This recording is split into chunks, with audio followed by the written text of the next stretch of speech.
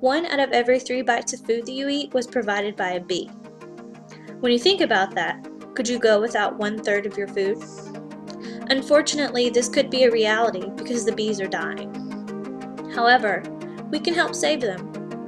One simple way to do this is by planting native trees and flowers in your area. There are lots of benefits to planting native trees and flowers in our area, and the number one being they're low maintenance.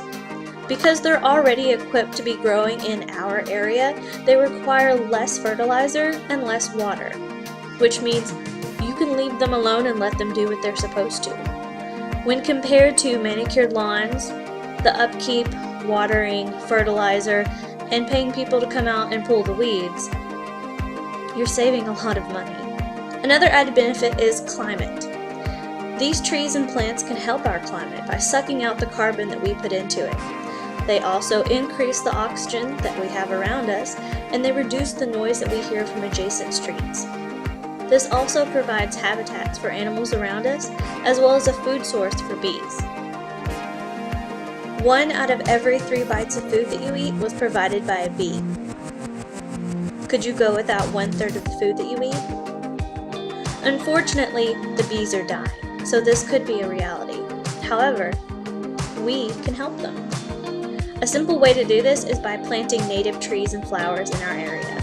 There are multiple benefits to adding native trees and flowers in our area, the number one being they're low maintenance.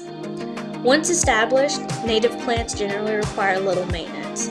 They're already bred to be in this climate, so you don't have to do the added water, the added fertilizer, or added pesticides, so that's a bonus. They're also beautiful. Many native plants offer flowers, fruit, and vibrant seasonal changes in colors. When you think about the neighborhood that's around you, do you see a lot of the same things? Thin green trees, the same flowers, the same grass. When you add variety from our native plants, you can increase the beauty around you. Another added benefit is the healthy places it provides for us. Audubon.org has a great reference page. It lets you type in your zip code and it will list every native tree, flower, and plant in your area. It also gives you a helpful link on where to find them. The traditional suburban lawn, on average, has about 10 times more chemical pesticides per acre than farmland.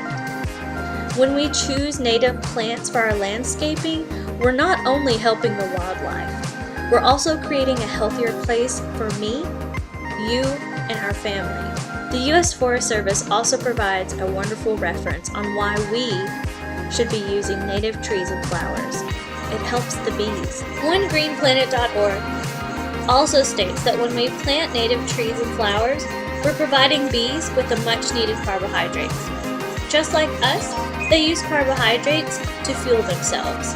The U.S. Forest Service also backed up this statement by OneGreenPlanet.org by stating that when we plant native flowers and trees, we are providing our area with substantial food for us and the bees.